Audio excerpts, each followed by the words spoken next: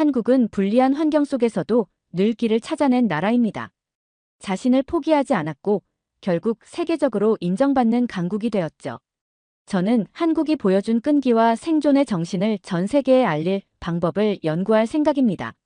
이 이야기는 단순히 한국만의 것이 아니라 전 세계 모든 사람들에게 필요한 교훈이니까요. 제가 이런 깨달음을 얻을 수 있었던 건 한국 전쟁 참전 용사였던 할아버지 덕분입니다. 라고 말하는 미국 여성이 있습니다. 대체 무슨 사연인지 오늘 사연 바로 시작하겠습니다. 안녕하세요. 저는 에밀리 워렌이에요. 미국 중서부의 평범한 도시에서 자랐고 어린 시절부터 역사를 좋아했어요. 하지만 제가 관심을 가진 역사는 대부분 서양사였죠. 로마 제국, 르네상스, 그리고 세계 대전 같은 이야기들이요. 동양 역사는 솔직히 제 관심 밖이었어요. 아시아는 멀고 너무 복잡하게 느껴졌거든요. 고백하자면 한국이란 나라에 대해 아는 것도 거의 없었어요. 그저 작고 경제 발전을 빠르게 이룬 나라라는 정도였죠. 그런 제가 한국 역사에 관심을 갖게 된 계기는 조금 우연적이고 또 조금 개인적인 일이었어요. 저희 가족은 특별히 유난스러운 가정은 아니었지만 제 할아버지는 독특한 분이셨어요. 할아버지는 한국 전쟁 참전 용사였어요. 다만 할아버지는 그 전쟁에 대해 거의 말씀하지 않으셨죠. 늘 조용한 분이셨지만 방에 걸린 흑백 사진 속 젊은 시절의 할아버지는 다른 사람이었어요. 사진 속 할아버지는 한국의 어느 시골 마을에서 몇몇 아이들과 웃고 있었어요. 저는 그 사진을 보며 늘 묻곤 했어요. 할아버지, 이건 어디에서 찍으신 거예요? 할아버지는 그때마다 짧게 대답하셨어요. 한국이라는 곳이란다. 거기서 많은 걸 배웠지. 배웠다고요? 제가 물었지만 말을 돌리곤 하셨어요. 그 말은 제게 오래도록 수수께끼로 남아있었어요. 할아버지가 돌아가신 후 저는 그의 서랍에서 한 권의 작은 다이어리를 발견했어요. 오래된 다이어리엔 짧은 메모들이 적혀 있었어요. 대부분은 당시의 전투 상황과 군인으로서의 기록들이었지만 몇몇 페이지는 전혀 다른 내용이었어요. 이 땅은 정말 고생한 곳이지만 여기 사람들은 희망이 무엇인지 알고 있다. 죽음이 가득한 곳에서도 이 사람들은 서로를 위해 웃을 줄 아는 법을 알고 있다. 이런 문장들을 읽으면서 저는 처음으로 한국이라는 나라에 대해 깊은 호기심을 느꼈어요. 할아버지가 무언가를 배웠다는 나라. 그 작은 나라가 도대체 어떤 힘으로 사람들을 이렇게 감동하게 만든 걸까? 하지만 저는 그 답을 바로 찾을 수 없었고 이내 잊어버리고 지내게 되었어요. 대학에서 역사학을 전공하면서 저는 아시아 역사 강의를 처음으로 듣게 되었어요. 사실 처음엔 마지못해 들었습니다. 제 관심사는 유럽사에 가까웠거든요. 그런데 수업 첫날 교수님이 칠판에 적은 질문 하나가 저를 멈춰 세웠어요. 어떻게 한국은 단 한 번도 자신을 완전히 잃지 않았는가? 그 질문은 저를 혼란스럽게 했어요. 강대국들 사이에 끼인 작은 나라가 수천 년 동안 독립된 문화를 유지하며 살아남았다는 사실 자체가 이해가 가지 않았거든요. 고대 고구려에서부터 조선 왕조, 현대 대한민국까지 도대체 어떻게 그게 가능했을까요? 그때 저는 한국에 대해 배우기 시작해야겠다는 결심을 했어요. 문득 할아버지의 다이어리 속 한국의 모습이 떠올랐어요. 다른 과제를 맡을 수도 있었는데 저는 호기심이 생겨 한국을 주제로 잡았어요. 그리고 처음으로 한국사를 공부하기 시작했죠. 한국에 대해 조사를 시작하면서 처음 느낀 건 놀라움이었어요. 아니, 더 솔직히 말하면 충격이었어요.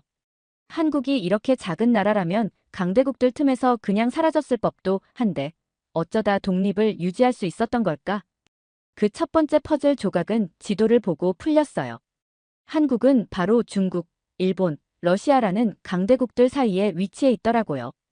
동아시아의 허브라 할 만큼 전략적으로 중요한 지역이라는 것도 알게 되었죠. 작은 나라가 이렇게 중요한 위치에 있었던 거야? 그런데 이걸 알게 된 순간 한 가지 의문이 생겼습니다. 중국이 그렇게 오랫동안 강력한 제국을 유지했다면 한국은 왜 중국에 흡수되지 않았을까? 아니, 어떻게 살아남았을까? 자료를 찾아보니 한국은 정말로 수없이 많은 침략을 받았더라고요. 심지어 어떤 시기에는 한 세대 안에 2번, 3번씩 침략을 당했다는 기록도 있었어요. 그런데 재미있는 건 그 모든 침략에도 불구하고 한국은 항상 자리를 지켜왔다는 거예요. 도대체 뭐가 이 나라를 이렇게 강하게 만든 걸까? 저는 계속 자료를 뒤졌어요. 그 과정에서 가장 충격적이었던 건 한국이 방어만 한 게 아니라는 사실이었어요. 고려시대의 이야기를 들으면서 전 정말 경외심이 들었어요. 거란과 몽골 같은 초강대국들의 침략을 받았을 때 한국은 항복하지 않았더라고요. 특히 거란과 싸운 강감찬 장군의 이야기는 너무도 극적이었어요. 거란의 대군이 쳐들어왔을 때 강감찬이 이끄는 고려군은 전략적으로 적을 유인해 완전히 괴멸시켰어요. 이 전투를 귀주대첩이라고 부른다고 하더라고요. 저는 자료를 읽으며 이런 생각이 들었어요. 이 사람들은 싸울 수 없을 것 같은 상황에서도 포기하지 않았구나. 그때부터 한국을 바라보는 제 시선이 조금씩 바뀌기 시작했어요. 처음엔 단순히 왜 살아남았을까?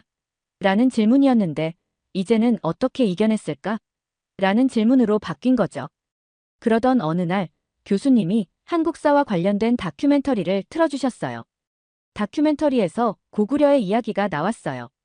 특히 고구려가 수나라와 당나라라는 중국의 강력한 제국들과 맞서 싸운 이야기가 나왔는데 제가 본 장면 중 가장 기억에 남는 건 고구려 장군 을지문덕이 이끈 살수대첩이었어요. 수나라의 수십만 대군이 고구려의 계략에 걸려 물에 빠져 괴멸당하는 장면이 정말 충격적이었습니다. 그때 깨달았어요. 한국은 단순히 작고 약한 나라가 아니었다는 걸요. 그들은 항상 싸웠고 버텨냈고 심지어 승리하기도 했어요. 저는 이 생각을 친구들과 나누고 싶었습니다. 그런데 제 친구들은 한국에 대해 아는 게 거의 없더라고요. 한국이 일본의 식민지였다는 건 알아도 그 이전에 무슨 일이 있었는지는 전혀 몰랐죠. 그래서 저는 마음먹었어요. 한국사를 더 깊이 알아보겠다고요. 이건 단순히 과제가 아니라 한 나라가 어떻게 살아남음을 넘어 이겨냄까지 해냈는지에 대한 흥미로운 이야기니까요. 저는 한국의 역사를 더 깊이 알아보기 위해 그들의 환경에 대해 조사하기 시작했어요. 고대부터 강대국들의 침략에 맞서 싸운 것도 놀라웠지만 왜 그렇게 끈질기게 생존할 수 있었는지가 더 궁금했거든요. 그러다 보니 이 나라의 자연환경이 생각보다 가혹하다는 사실을 알게 되었어요. 먼저 지도를 펼쳐봤어요. 한국은 산이 정말 많더라고요. 거의 70%가 산지라 하던데 그게 무슨 뜻인지 처음엔 와닿지 않았어요. 하지만 사진을 보니 알겠더라고요. 평야라고는 손에 꼽을 정도로 적고 사람들이 살아가기에 적합한 땅이 많지 않더라고요. 게다가 계절은 또 어찌나 극단적인지 여름은 덥고 비가 많이 오고 겨울은 춥고 건조하대요. 이런 환경에서 어떻게 먹고 살았지? 라는 생각이 바로 들었어요. 저는 한국의 농업 역사를 찾아봤어요. 한국 사람들은 비옥한 평야가 아니라 척박한 산비탈에서 살아남기 위해 논농사라는 독특한 방법을 발전시켰더라고요. 물이 부족한 곳에 물을 끌어들이고 벼를 심기 위해 계단식 논을 만들어냈다니 이건 단순한 기술 이상의 노력의 산물이었어요. 특히 조선시대의 농업 기술에 대해 알아보면서 한국인의 생존 본능이 얼마나 대단한지 느낄 수 있었어요. 그 시절 사람들은 흉년이 들면 죽음을 면하기 어렵던 시기였잖아요. 그런데도 그들은 끊임없이 새로운 기술을 개발했어요. 땅에 부족한 영양분을 보충하려고 퇴비를 만들고 비가 오지 않아도 작물이 자랄 수 있게 물 저장 방법을 발전시켰더라고요. 이런 이야기를 읽을 때마다 놀라움을 감출 수 없었어요. 그런데 더 놀라운 건 이 환경이 단순히 생존만을 위한 지혜를 만든 게 아니라는 거였어요. 한국의 음식 문화를 조사하면서 그들이 만들어낸 음식들이 모두 환경과 맞물려 있다는 걸 알게 되었거든요. 특히 김치와 나물 같은 음식들이요. 제가 읽은 한 자료에 따르면 한국은 긴 겨울을 대비하기 위해 음식을 보존하는 기술을 발전시켰대요. 여름에는 채소가 풍부했지만 겨울엔 아무것도 자라지 않으니까요. 그래서 만들어진 게 바로 김치였어요. 처음엔 단순히 절인 배추로 시작했지만 시간이 지나면서 다양한 재료와 발효 기술이 추가되어 오늘날의 김치가 되었더라고요. 이걸 알게 되니 김치가 단순히 맛있어서 먹는 음식이 아니라는 걸 깨달았어요. 이건 생존의 산물이구나. 김치뿐만 아니라 나물 요리도 마찬가지였어요. 한국 사람들은 산에서 자라는 나물과 들풀을 이용해 음식을 만들었어요. 가난한 농민들이 부족한 식량을 채우기 위해 자연에서 얻을 수 있는 모든 걸 활용한 거죠. 이쯤 되니 한국 사람들의 생활 방식에 대해 경외감이 들기 시작했어요. 단순히 먹고 살기 위해서만이 아니야.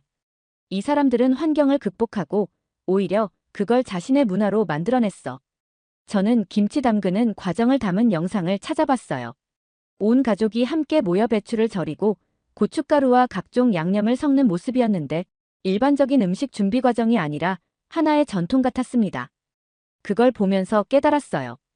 한국은 척박한 환경 속에서 살아남기 위해 노력한 게 아니라 공동체로 살아남는 법을 배웠구나. 논농사를 짓기 위해선 혼자만 잘해서는 안 되잖아요. 물기를 내고 논을 계단처럼 만드는 일은 공동체의 협력이 없으면 불가능한 일이니까요. 제가 가장 인상 깊게 본 자료는 조선시대의 두레와 품앗이라는 전통이었어요. 두레는 사람들이 함께 모여 일을 나눠하는 공동체 활동이고 품앗이는 서로의 일을 도와주는 교환 방식이었죠. 이 전통들이 단순히 노동의 효율을 높이는 데 그치지 않고 서로를 의지하며 살아가게 했다는 게 너무 감동적이었어요. 한국 역사를 더 깊이 파고들수록 궁금증이 커졌습니다. 특히 주변에 그렇게 많은 강대국들이 있었는데 어떻게 독립을 유지했는지 이해가 잘 되지 않았거든요. 한국의 가장 큰 이웃, 중국은 수천 년 동안 압도적인 힘을 자랑하며 동아시아를 지배하려 했잖아요. 그런데 그 과정에서 한국이 독립성을 유지해온 건 정말 놀라운 일이었어요. 이번에는 그 비결을 찾아보기로 했어요. 먼저 고구려 이야기를 알게 되었어요. 한국 사람들은 고구려의 역사에 대해 큰 자부심을 가지고 있더라고요. 그 이유가 충분히 이해됐어요. 삼국 중에서도 고구려는 중국과 가장 치열하게 싸운 나라였어요. 가장 놀라운 점은 그들의 전투 방식이었습니다. 병력이나 자원이 중국에 비해 현저히 부족했지만 그들은 이를 극복하기 위해 독창적인 전략을 개발했더라고요. 저는 고구려의 산성 방어 체계에 대해 조사하기 시작했어요. 고구려는 평지가 아닌 산속에 성을 쌓았어요. 당시 중국의 대군이 밀고 들어오면 고구려 사람들은 평지에서 싸우는 대신 산성으로 피신의 적을 지치게 했다고 해요. 산성은 단순히 방어를 위한 시설이 아니라 하나의 독립된 마을처럼 물과 식량을 저장하고 몇 달 동안 버틸 수 있게 설계되었다는 점이 놀라웠어요. 특히 고구려와 수나라의 전투 기록을 읽으면서 감탄을 금할 수 없었어요.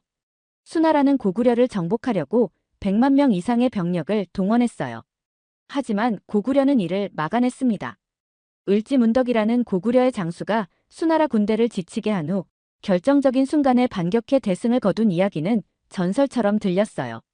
고구려 이야기에서 감명을 받은 저는 조선시대의 방어 전략도 궁금해졌습니다. 조선은 명과 청의 압박 속에서도 독립을 유지했다고 배웠거든요. 저는 임진왜란 때 일본군과 싸운 기록을 보면서 그 비밀을 알게 되었어요. 조선은 당시 중국 명나라의 지원을 받았지만 그 자체로도 굉장히 독창적인 방어 체계를 갖추고 있었어요. 대표적인 예가 바로 화성이나 남한산성 같은 산성들이었죠.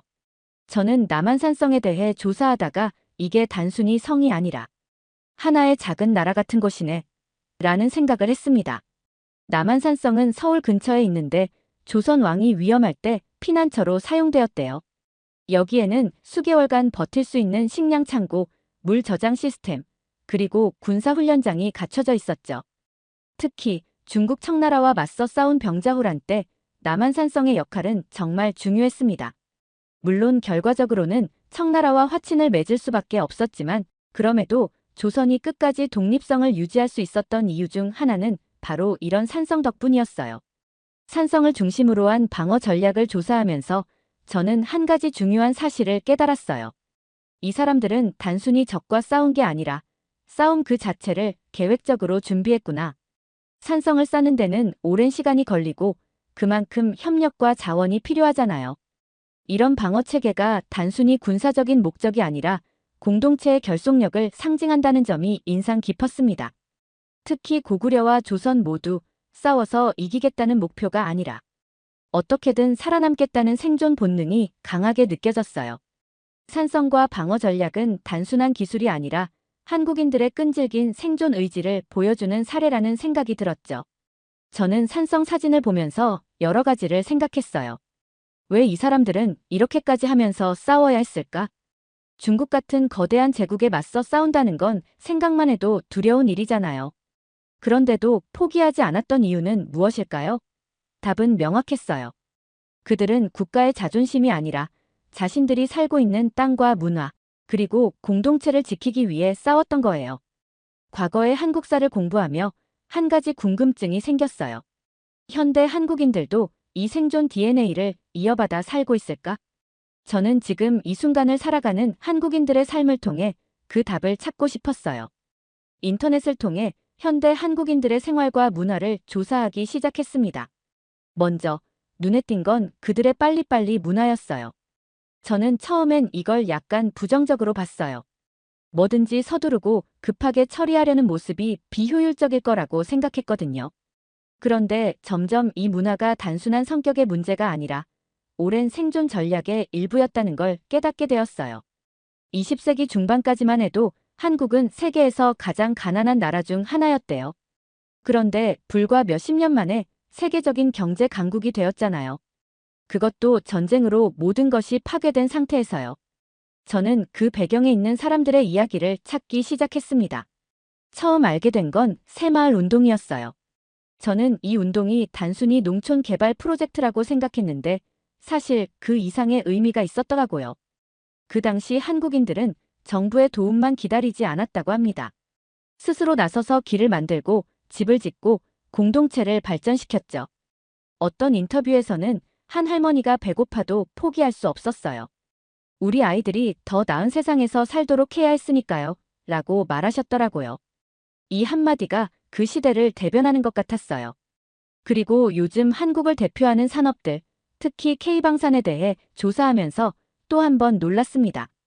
한국은 이제 자국의 방위산업을 통해 세계 시장에서도 인정받고 있었더라고요. 특히 최근에는 미사일 기술이 미국이나 이스라엘 같은 나라들과도 비교될 정도로 발전했다고 했습니다. 저는 과거에 그렇게 강대국들과 싸우며 방어에 힘썼던 그 DNA가 지금도 이어져 오는 거구나 라는 생각이 들었어요. 미사일 기술을 조사하다 보니 흥미로운 이야기를 들었습니다. 한국이 대륙간탄도 미사일 기술을 개발하며 전 세계 군사 전문가들 사이에서 찬사를 받았다는 거예요. 그런데 이 기술은 군사력을 과시하기 위한 게 아니라 자신들의 생존을 지키기 위한 방어수단이라는 점이 인상 깊었어요. 과거에 산성을 쌓고 방어했던 방식이 지금은 첨단 기술로 바뀌었을 뿐 그 본질은 여전히 같아 보였죠. 그리고 또 한 가지, 한국의 현대 사회에서 느낄 수 있었던 건 그들의 끈질긴 노동 윤리였어요.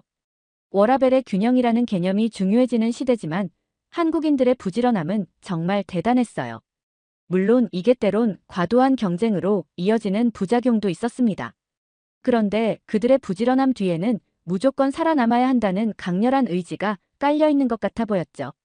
특히 한국의 스타트업 문화에 대해 알게 되었을 때는 감탄을 금할 수 없었습니다. 작은 기업들이 제한된 자원을 가지고도 빠르게 아이디어를 실행하고 실패에도 불구하고 다시 도전하는 모습이 과거 그들이 척박한 환경 속에서 농사를 짓고 산성을 쌓았던 정신과 닮은 게 아닌가 싶었어요.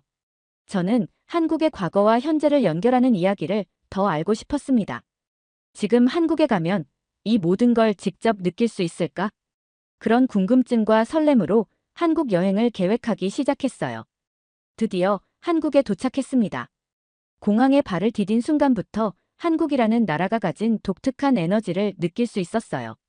사람들은 바쁘게 움직이고 있었지만 혼란스럽지 않았습니다.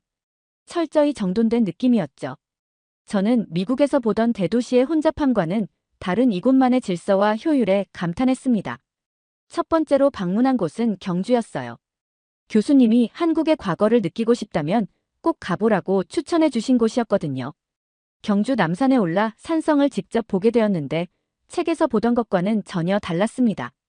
돌 하나하나가 굳게 쌓여있는 모습에서 단순한 방어시설이 아니라 그들의 의지와 결기가 느껴졌어요. 가이드는 고구려와 신라가 어떻게 산성을 활용했는지 상세히 설명해 주었어요. 특히 산성은 군사적 방어의 역할만 했던 게 아니었더라고요.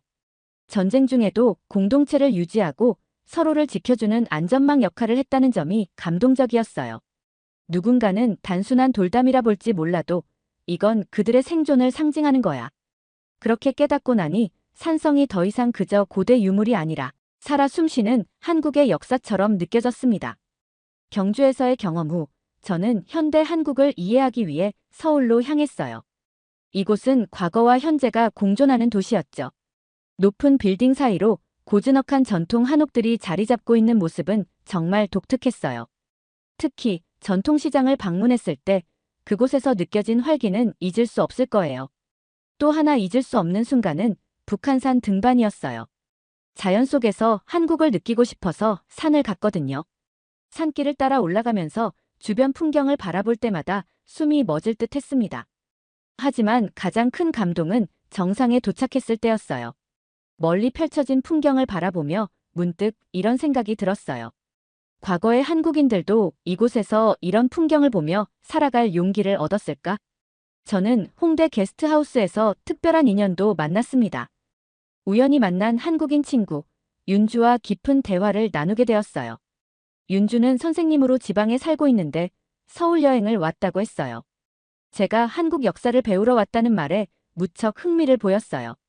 외국인들이 우리 역사를 관심 갖고 배운다는 게 신기하네요. 특별히 관심이 가는 부분이 있나요? 윤주의 질문에 저는 조심스럽게 대답했어요. 저는 한국이 강대국들 사이에서 독립을 지켜낸 이유가 궁금했어요. 척박한 환경도 극복했는데 그런 점이 정말 놀라웠거든요. 윤주는 미소를 지으며 말했어요. 한국의 역사를 제대로 보려면 사람들의 이야기를 들어봐야 해요. 교과서엔 나오지 않는 삶의 이야기가 많거든요. 그녀는 제게 충청도에 계신 자신의 외할머니 이야기를 들려주었어요.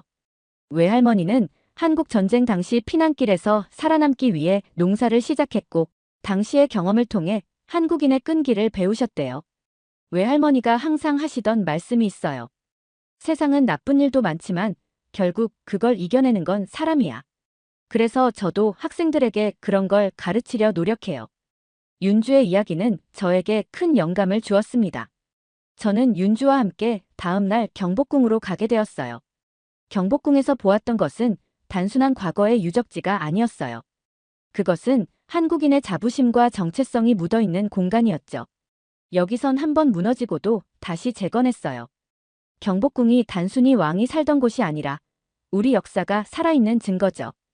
윤주의 설명을 들으며 저는 경복궁에서 한 걸음 한 걸음 걸을 때마다 마치 한국 역사를 직접 느끼는 것 같았어요. 단순한 기념비가 아니라 살아있는 유산처럼 다가왔죠. 그날 저녁 윤주와 함께한 마지막 식사는 삼겹살이었어요. 윤주가 말하길 한국인은 힘든 하루를 보낸 뒤 삼겹살과 소주 한 잔으로 모든 걸 털어내곤 한다고 했어요. 우리가 늘 힘들지만 살아갈 수 있는 이유는 이렇게 소소한 행복을 찾기 때문이에요. 윤주의 말에 저는 고개를 끄덕였어요. 그건 정말 대단한 정신이네요. 제가 느끼기에 한국인은 정말 불리한 상황에서도 항상 새로운 방법을 찾아내는 것 같아요. 윤주는 웃으며 대답했어요. 그게 우리가 살아온 방식이죠. 서울을 떠나기 전 저는 마지막으로 한강에 들렀습니다. 그곳에서 한국 전쟁과 경제 발전 이야기를 떠올리며 윤주와의 대화와 한국에서 경험했던 모든 순간들이 하나로 연결되었어요. 한강을 바라보며 저는 이런 생각이 들었어요. 한국인은 단순히 과거를 극복한 게 아니라 그것을 발판 삼아 앞으로 나아가고 있어. 제가 본 한국은 불행 속에서 자신을 재발견하고 스스로의 길을 만든 나라였어요. 윤주와의 만남은 저에게 특별한 인연으로 남았습니다. 그녀는 제게 말했어요. 한국이 포기하지 않은 이유를 알게 되었다면 이제 에밀리도 당신의 삶에서 포기하지 않고 살아가길 바랄게요. 그 말은 마치 제게 주어진 새로운 사명처럼 느껴졌어요. 한국에서의 시간은 단순한 학문적 연구를 넘어 제 인생의 방향을 새롭게 제시한 경험이었습니다. 한국에서의 여행을 마치고 미국으로 돌아온 저는 그동안 경험한 모든 것을 가슴속에 품고 있었어요. 마치 새로운 세상을 발견한 듯한 기분이었죠. 하지만 주변 사람들은 제가 왜 그렇게 감명받았는지 이해하지 못하는 것 같았어요. 그들이 바라보는 한국은 단순히 K-팝과 K-드라마의 나라였거든요. 저는 그들에게 제가 경험한 진짜 한국을 이야기하기로 결심했습니다. 대학의 역사 세미나에서 먼저 이야기를 시작했어요. 에밀리, 한국 여행은 어땠어? 친구인 제이슨이 물었어요. 그는 늘 제가 배운 것을 흥미롭게 들어주는 편이었죠. 저는 깊은 숨을 들이쉬고 대답했어요. 놀라웠어. 단순히 재미있었다는 말로는 부족해. 그러면서 한국의 척박한 환경, 강대국의 압박, 그리고 그 속에서 끝없이 버텨온 한국인들의 이야기를 풀어놓기 시작했어요. 한국은 원래부터 강대국 사이에 끼어 있었잖아. 그래서 강대국들에게 짓밟히는 일이 많았을 것 같았어. 하지만 아니더라. 오히려 그들은 강대국에 맞서 싸우면서도 자기들만의 방식으로 독립을 유지했어. 산성과 방어 전략, 그리고 공동체 정신 같은 게 정말 대단했어. 제이슨은 처음엔 고개를 갸웃했지만 점점 이야기에 몰입했어요. 또 다른 친구인 클라라는 저와 함께 동아시아 역사 수업을 듣고 있었는데 그녀는 늘 일본과 중국에 대해 더 잘 알고 있었어요. 그녀에게도 한국의 이야기를 들려줬어요. 한국의 산성 이야기를 들어봤어? 제가 물었을 때 그녀는 아니, 산성? 그냥 돌로 쌓은 방어용 건축물 아니야?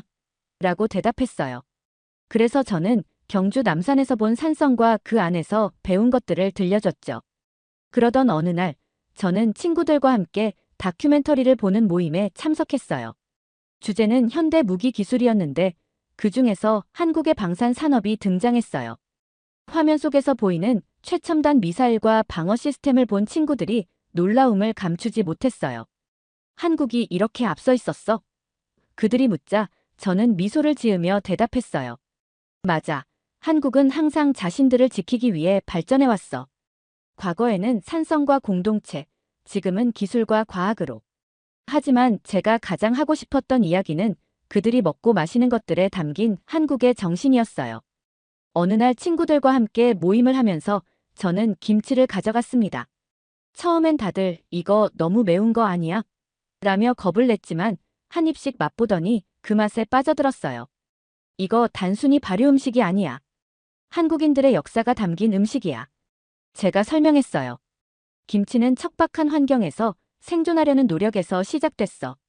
그리고 그것만이 아니야.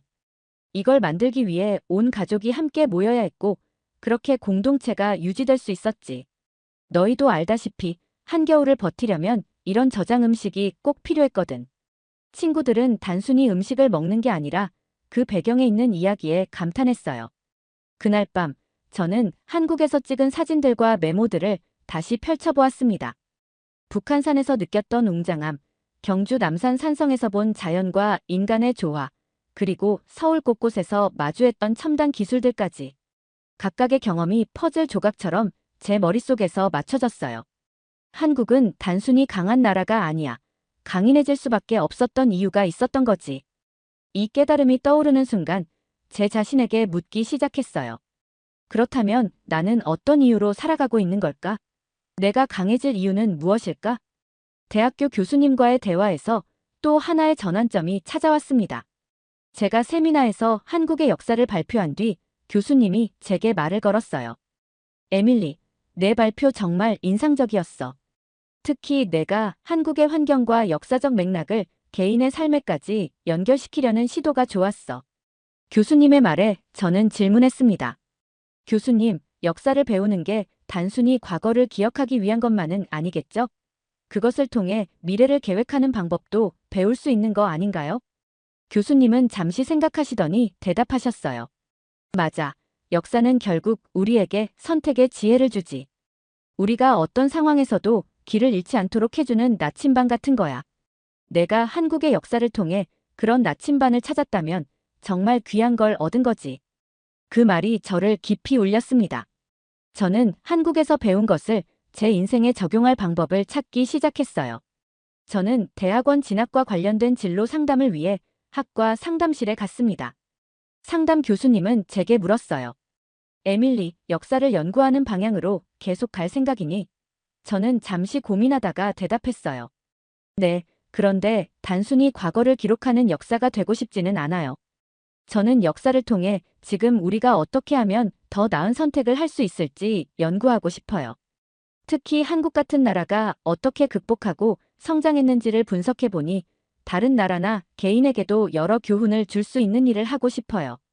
교수님은 미소를 지으며 말씀하셨어요. 좋은 방향이네. 내가 정말로 열정이 있다면 연구도 그만큼 깊어질 거야. 그런데 어떤 방식으로 그걸 실현할지 생각해 본 적 있니? 그 질문은 제가 아직 답을 찾지 못한 부분이었어요. 그 질문에 대한 답을 찾기 위해 저는 소셜미디어를 활용하기로 했습니다. 제가 경험했던 한국의 역사를 간단한 이야기 형식으로 풀어내기 시작했죠. 소셜미디어 활동을 통해 한국을 알리는 것이 저에게 하나의 사명처럼 느껴지기 시작했어요. 한국은 불리한 환경 속에서도 길을 찾아낸 나라입니다. 그들은 자신을 포기하지 않았고 결국 세계적으로 인정받는 강국이 되었죠. 저는 이 메시지를 더 널리 알리고 싶었어요. 결국 저는 대학원 지원서에 이런 목표를 적었습니다. 저는 역사를 연구하여 세계에 영감을 줄 수 있는 이야기를 찾고 그것을 통해 더 많은 사람들이 자신만의 길을 찾도록 돕고 싶습니다. 한국은 그 첫 번째 사례입니다. 저는 한국이 보여준 끈기와 생존의 정신을 전 세계에 알릴 방법을 연구하고 싶습니다. 이 모든 것을 가능하게 해준 제 할아버지께 감사드리고 싶어요. 할아버지의 다이어리가 없었다면 아마 저는 이 길을 걷지 못했을 거예요. 그리고 한국이라는 나라가 제게 가르쳐준 모든 것에도 감사드립니다. 저는 이제 다른 사람들에게도 한국의 이야기를 전하고 싶어요. 왜냐하면 그 이야기는 단순히 한국만의 이야기가 아니라 모든 사람에게 필요한 교훈이라고 생각하거든요. 끊임없이 도전하고 포기하지 않는 정신은 누구에게나 필요한 가치라고 생각하니까요. 두 번째 사연 시작합니다. 여기 영국의 경제학자가 대규모 국제개발 프로젝트에 참여를 하던 중 한국의 기적을 알게 됩니다. 그는 많은 조사 끝에 한국은 단순히 경제적으로 성공한 나라가 아니며 자신들의 경험과 지식을 바탕으로 다른 나라의 발전을 돕는 진정한 의미의 글로벌 리더라고 이야기하는데요. 대체 무슨 사연일지 오늘 사연 바로 시작하겠습니다. 안녕하세요. 제 이름은 알라스데어 몬크리프입니다. 저는 영국 출신의 농업경제학자로 케임브리지 대학에서 박사 학위를 받았습니다. 학창 시절부터 저는 세계의 식량 문제, 특히 개발도상국의 농업 발전에 큰 관심을 가지고 있었어요. 그래서 졸업 후에는 국제개발기구에서 일하며 여러 나라의 농업 프로젝트에 참여했습니다. 하지만 솔직히 말씀드리면 처음에는 제가 하는 일이 정말로 의미 있는 변화를 만들어내고 있는지 확신하지 못했어요. 수많은 보고서를 작성하고 회의에 참석하면서도 현장에서의 실질적인 변화를 체감하기 어려웠거든요. 그럼에도 불구하고 저는 언젠가는 제가 배운 지식과 경험이 정말로 누군가의 삶을 변화시킬 수 있을 거라고 믿었습니다. 그러던 어느 날 제 인생을 바꾸는 기회가 찾아왔어요. 아프리카의 농업 발전을 위한 대규모 국제개발 프로젝트에 참여할 기회를 얻은 겁니다. 이 프로젝트는 여러 국가와 기관이 협력하여 아프리카의 농업 생산성을 향상시키는 것을 목표로 했어요.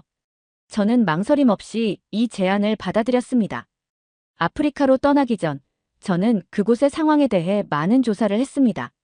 통계자료, 연구보고서, 현지 언론 기사 등을 샅샅이 뒤졌어요. 그 과정에서 알게 된 아프리카의 현실은 제가 상상했던 것보다 훨씬 더 심각했습니다. 극심한 가뭄, 빈곤, 기아 이런 문제들이 서로 얽혀 있어 해결이 쉽지 않아 보였어요. 출발 전날 밤, 저는 잠을 이루지 못했습니다. 설렘과 걱정이 뒤섞인 복잡한 감정이었어요. 과연 내가 그들에게 실질적인 도움을 줄 수 있을까? 내가 준비한 방법들이 현지 상황에 적합할까? 이런 생각들이 머릿속을 맴돌았습니다.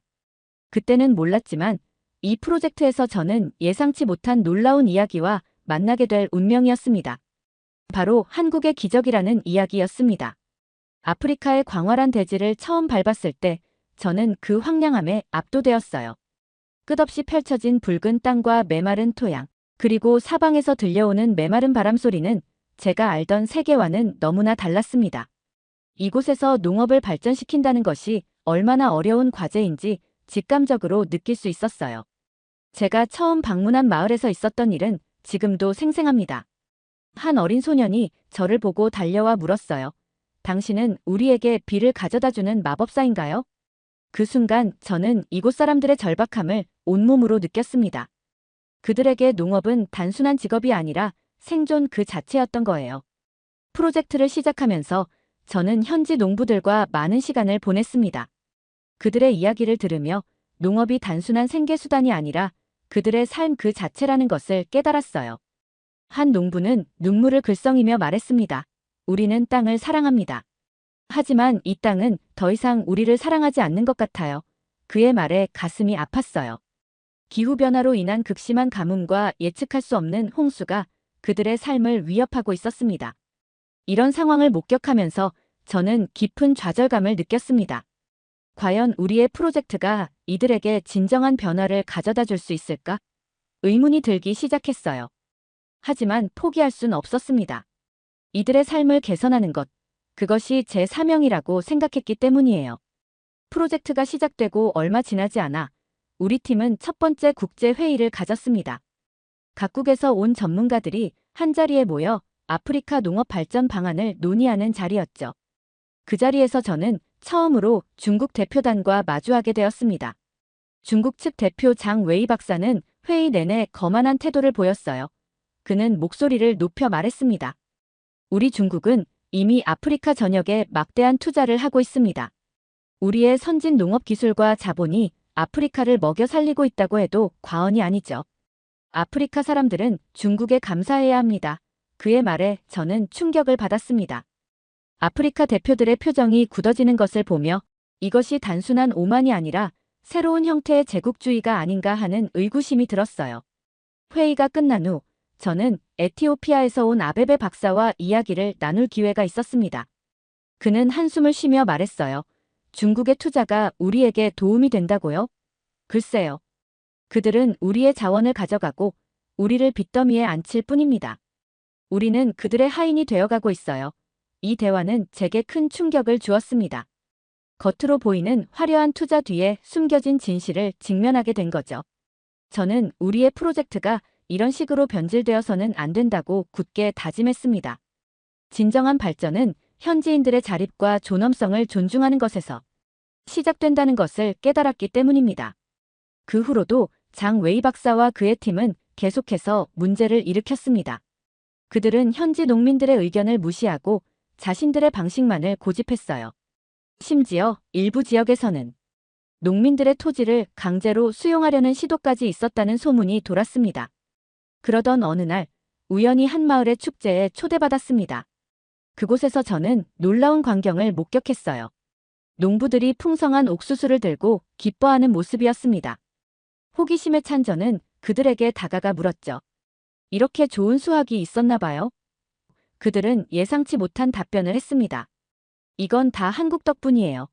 김순권 박사 그가 우리에게 준 옥수수가 기적을 만들어냈어요.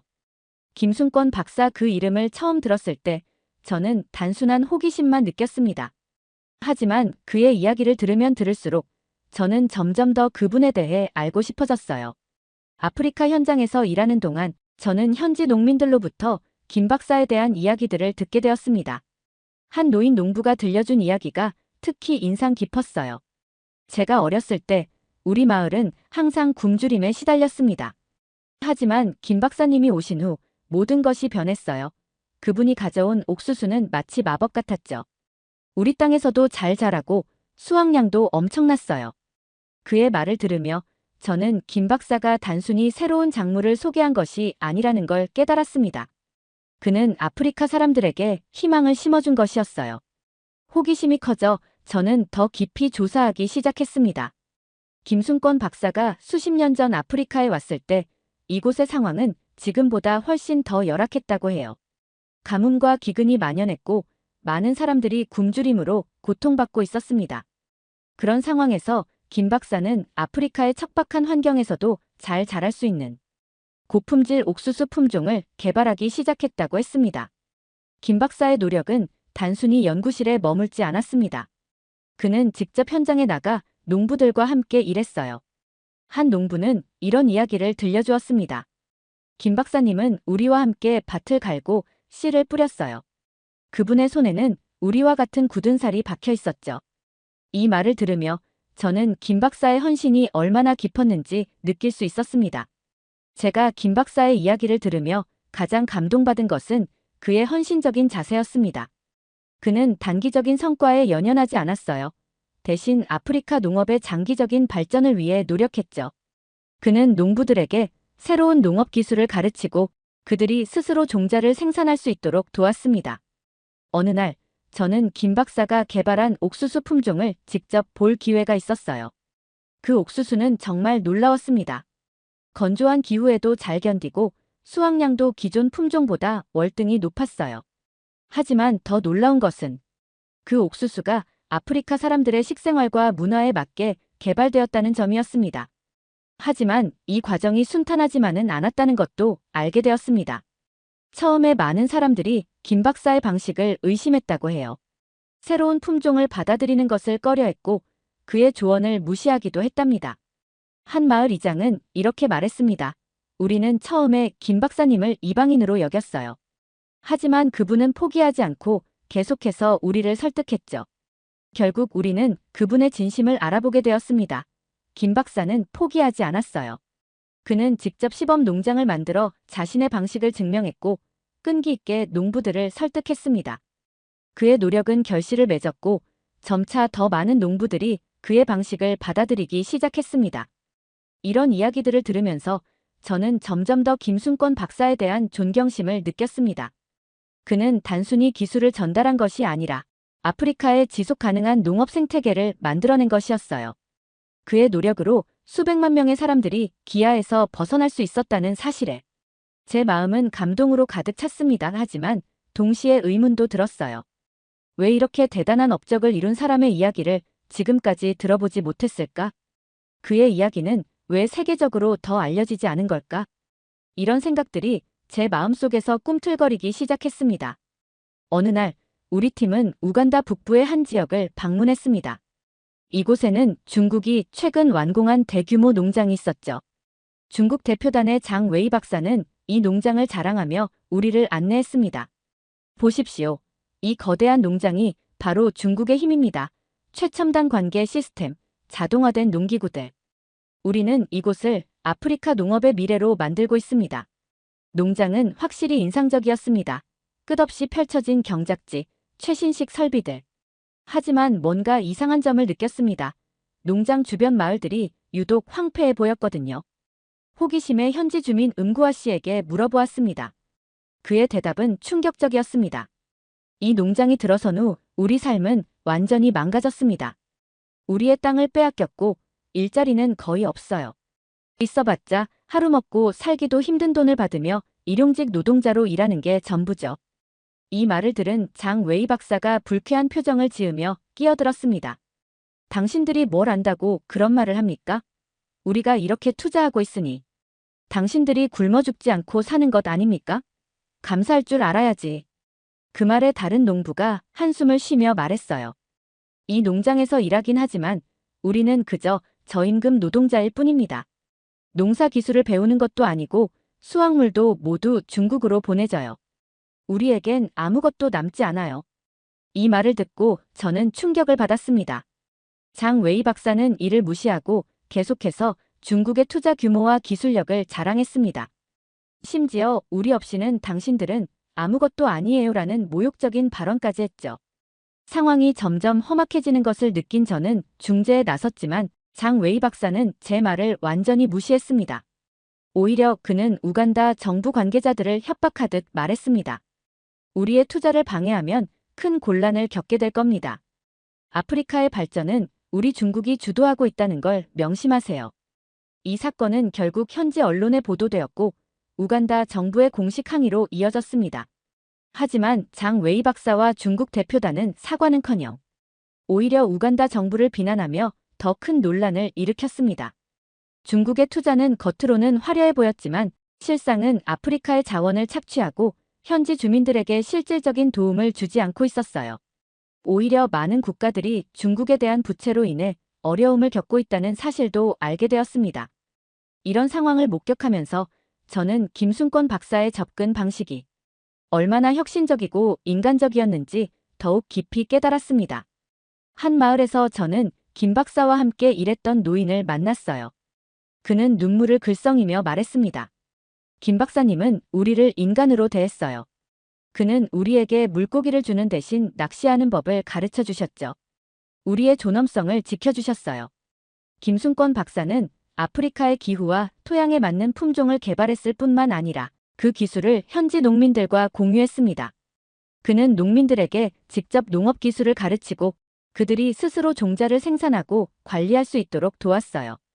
특히 인상 깊었던 것은 김 박사의 장기적인 비전이었습니다. 그는 단기적인 성과에 연연하지 않았어요. 대신 아프리카 농업의 지속 가능한 발전을 위해 노력했죠. 그의 접근 방식은 아프리카 사람들의 자립을 돕는 것이었습니다. 한 농업 전문가는 이렇게 말했어요. 김순권 박사의 방식은 혁명적이었습니다. 그는 아프리카 사람들이 스스로의 힘으로 일어설 수 있도록 도왔죠. 이는 단순한 기술 이전이 아닌 진정한 의미의 발전이었습니다. 이런 차이점을 깨달으면서 저는 개발의 진정한 의미에 대해 깊이 생각하게 되었습니다. 중국의 투자가 단기적으로는 눈에 띄는 변화를 가져올 수 있을지 모르지만 그것이 과연 아프리카 사람들의 삶을 근본적으로 개선시킬 수 있을까요? 반면 김 박사의 접근 방식은 느리지만 확실한 변화를 가져오고 있었어요. 제가 방문한 한 마을에서 있었던 일은 이런 차이를 극명하게 보여주었습니다. 그 마을은 중국의 대규모 농장과 김 박사의 프로젝트가 동시에 진행되고 있었어요. 한 농부가 이렇게 말했습니다. 중국인이 운영하는 농장에서 일할 때는 그저 일꾼일 뿐이에요. 하지만 김 박사님의 프로그램에 참여하면서 저는 농업 전문가가 되어가고 있다고 느낍니다. 이 말을 들으며 저는 진정한 발전이란 무엇인지 깊이 생각하게 되었습니다. 사실 처음에는 김 박사의 방식이 너무 이상적이어서 대규모로 적용하기 어려울 것이라고 생각했어요. 하지만 더 자세히 알아볼수록 그의 방식이 얼마나 실용적이고 효과적인지 깨달았습니다. 한 예로 김 박사가 개발한 옥수수 품종은 단순히 수확량이 많은 것이 아니었습니다. 그것은 아프리카의 다양한 기후와 토양 조건에 적응할 수 있도록 설계되었어요. 한 농업연구원은 이렇게 말했습니다. 김 박사님의 옥수수는 마치 카멜레온 같아요. 어떤 환경에서도 잘 자랍니다. 이는 아프리카의 다양한 지역에 적용할 수 있다는 뜻이죠. 그는 아프리카 전역에 걸쳐 네트워크를 구축하고 현지 정부 및 국제기구들과 협력하며 자신의 방식을 확산시켰습니다. 그 결과 그의 영향력은 한 마을이나 지역에 국한되지 않고 아프리카 대륙 전체로 퍼져나갔죠. 특히 인상적이었던 것은 김 박사가 만든 교육 시스템이었습니다. 그는 단순히 기술을 전수하는 것에 그치지 않고 현지 농부들을 교육자로 양성했어요. 이들은 다시 다른 농부들을 가르치는 역할을 했죠. 한 농부는 이렇게 말했습니다. 저는 이제 제 마을의 선생님이 되었어요. 김 박사님이 저에게 가르쳐 주신 것을 다른 사람들에게 전하고 있죠. 이런 깨달음은 저에게 많은 생각을 하게 만들었습니다. 진정한 발전이란 무엇일까? 우리가 추구해야 할 개발의 모델은 어떤 것일까? 이런 질문들이 제 마음속에서 끊임없이 맴돌았어요. 결국 저는 김순권 박사의 접근 방식이야말로 우리가 본받아야 할 진정한 개발 모델이라는 결론에 도달했습니다. 그의 방식은 인간의 존엄성을 존중하고 현지의 필요와 조건을 고려하며 지속 가능한 발전을 추구하는 것이었어요. 김순권 박사의 이야기에 깊이 감동한 저는 그의 업적을 직접 확인하고 싶어졌습니다. 그래서 저는 그가 활동했던 여러 지역을 직접 방문하기로 했어요. 첫 번째로 방문한 곳은 케냐의 한 마을이었어요. 이곳에 도착하자마자 저는 눈을 의심할 수밖에 없었습니다. 불과 몇 년 전만 해도 메마른 땅이었다는 이곳이 지금은 푸른 옥수수 밭으로 가득 차 있었어요. 마을 사람들의 얼굴에는 웃음이 가득했고 아이들은 건강해 보였습니다. 이 마을에서 어린 소녀가 저에게 다가와 이렇게 말했어요. 저는 커서 과학자가 되고 싶어요. 우리 마을을 살린 옥수수처럼 저도 세상을 변화시키는 무언가를 만들고 싶어요. 이 소녀의 꿈에 찬 눈빛을 보며 저는 김 박사의 영향력이 단순히 농업 생산성 향상에 그치지 않았다는 것을 깨달았습니다. 그는 미래 세대에게 희망과 꿈을 심어준 것이었어요. 마을 이장님은 자랑스럽게 말씀하셨어요. 이건 모두 김순권 박사님 덕분입니다. 그분이 개발한 옥수수 품종이 우리 마을을 살렸어요. 이제 우리는 굶주림의 공포에서 벗어났습니다. 그의 말씀을 들으며 저는 깊은 감동을 느꼈습니다. 한 사람의 노력이 이렇게 많은 사람들의 삶을 변화시킬 수 있다니. 그것은 정말 놀라운 일이었어요. 다음으로 방문한 곳은 우간다의 한 농업훈련센터였습니다. 이곳에서 저는 더욱 놀라운 광경을 목격했어요. 수많은 아프리카 농부들이 열심히 새로운 농업 기술을 배우고 있었습니다. 그들은 김 박사가 개발한 기술을 익히고 그것을 자신들의 농장에 적용하는 법을 배우고 있었어요. 이 센터에서 저는 재미있는 경험을 했습니다. 한 농부가 저를 그의 실험 농장으로 초대했어요. 그는 김 박사의 방법을 사용해 다양한 작물을 재배하고 있었는데 그 중에는 한국의 김치용 배추도 있었습니다. 그 농부는 웃으며 말했어요. 김 박사님 덕분에 우리는 이제 김치도 만들 수 있어요. 아프리카식 김치랄까요? 이 말을 들으며 저는 문화 교류의 아름다움을 느낄 수 있었습니다. 보건 관계자는 이렇게 말했습니다. 김 박사님의 옥수수 덕분에 우리 지역의 영양 상태가 크게 개선되었어요. 아이들의 건강이 좋아지고 질병 발생률도 줄어들었습니다. 이 말을 들으며 저는 농업 발전이 단순히 경제적인 문제가 아니라 사회 전반에 영향을 미치는 중요한 요소라는 것을 깨달았습니다. 이런 변화들을 직접 목격하면서 저는 한국의 기적이라는 말의 의미를 진정으로 이해하게 되었습니다. 그것은 단순히 경제적 성공을 의미하는 것이 아니었어요. 그것은 인간애와 헌신, 그리고 지속 가능한 발전에 대한 비전이 만들어낸 진정한 기적이었습니다. 김 박사의 성공이 그의 개인적인 능력 때문이라고만 생각했습니다. 하지만 더 깊이 알아볼수록 그의 업적 뒤에는 한국이라는 나라의 경험과 지원이 있었다는 것을 깨달았어요. 한국은 불과 반세기 만에 전쟁의 폐허에서 세계적인 경제 강국으로 성장했습니다. 이 과정에서 한국이 겪은 경험과 노하우가 김 박사의 아프리카 지원 활동에 큰 도움이 되었던 거예요. 한국의 농촌 개발 경험, 새마을 운동의 정신, 그리고 과학기술 발전의 경험들이 김 박사의 활동에 녹아들어 있었습니다. 한 예로 김 박사가 아프리카에 도입한 협동조합 모델은 한국의 새마을 운동에서 영감을 받은 것이었습니다. 이 모델은 아프리카 농민들이 서로 협력하여 더 큰 성과를 얻을 수 있게 해주었어요. 한 마을 지도자는 이렇게 말했습니다. 김 박사님이 가르쳐 주신 협동 정신 덕분에 우리 마을은 하나가 되었어요. 이제 우리는 함께 일하고 함께 성장합니다. 이런 사실을 알게 되면서 저는 한국이라는 나라에 대해 새롭게 생각하게 되었어요. 한국은 단순히 경제적으로 성공한 나라가 아니었습니다. 그들은 자신들의 경험과 지식을 바탕으로 다른 나라의 발전을 돕는 진정한 의미의 글로벌 리더였던 거예요. 한 국제개발 전문가는 이렇게 말했습니다. 한국의 접근 방식은 독특합니다. 그들은 자신들이 겪은 어려움과 극복 과정을 바탕으로 개발도상국들에게 실질적이고 효과적인 도움을 줄 수 있어요. 이는 다른 선진국들이 쉽게 할 수 없는 일이죠. 이 말을 들으며 저는 한국의 발전 모델이 얼마나 특별한지 깨달았습니다. 그들은 단순히 물질적인 풍요를 이룬 것이 아니라 그 과정에서 얻은 지혜와 경험을 다른 이들과 나누는 성숙한 국가로 성장한 것이었어요. 저는 한국과 김순권 박사가 보여준 모델이야말로 우리가 추구해야 할 진정한 국제 협력의 모습이라는 결론에 도달했습니다. 그들은 단순히 물질적인 지원을 넘어 지식과 경험을 나누고 상호 존중과 협력을 통해 함께 발전하는 모습을 보여주었어요. 저는 나이지리아의 한 마을에서 노인 농부가 눈물을 흘리며 말씀하셨던 게 아직도 잊혀지지 않습니다. 김순권 박사님은 우리의 영웅입니다. 그분이 아니었다면 우리 마을은 여전히 굶주림에 시달리고 있었을 거예요. 그분은 절망뿐인 우리에게 희망을 주셨습니다. 이 말을 들으며 저는 깊은 감동을 느꼈습니다. 김 박사의 노력이 단순히 농업 생산성 향상에 그치지 않고 사람들의 삶 전체를 변화시켰다는 것을 실감할 수 있었어요. 그 노인은 계속해서 말씀하셨습니다. 그는 언제나 겸손했고 자신의 공로를 내세우기보다는 아프리카 사람들의 노력을 칭찬했습니다. 그분은 항상 현지 사람들과 함께 일하며 그들의 의견을 존중했죠. 이런 태도가 그분의 노력을 더욱 성공적으로 만들었습니다. 이 말을 들으며 저는 김 박사의 성공 비결이 단순히 뛰어난 농업 기술에만 있는 것이 아니라는 걸 깨달았습니다. 그의 진정한 힘은 아프리카 사람들을 존중하고 그들과 진심으로 소통하는 능력에 있었던 거예요. 김순권 박사의 업적을 알면 알수록 저는 그와 같은 사람이야말로 진정한 세계적 영웅이라고 생각하게 되었습니다. 그의 헌신과 열정, 그리고 인류애는 우리 모두가 본받아야 할 모범이에요.